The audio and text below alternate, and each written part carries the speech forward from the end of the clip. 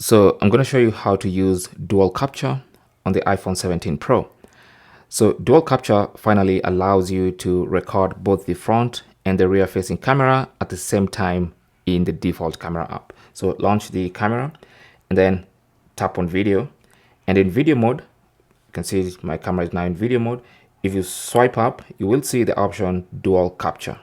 Okay, now you can tap on that and that brings up the front facing camera and the rear facing camera at the same time. So you can just tap on that to close that, and now you can see we have both cameras at the same time. So I can point it at something like the iPhone box and it shows my face in the top right corner.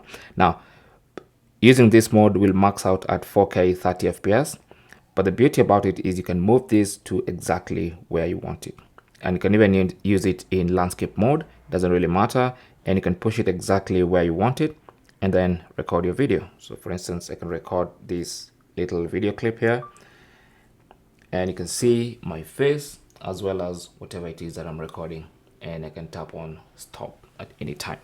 Okay, so let's have a look at that footage, see what it looks like, and there you go.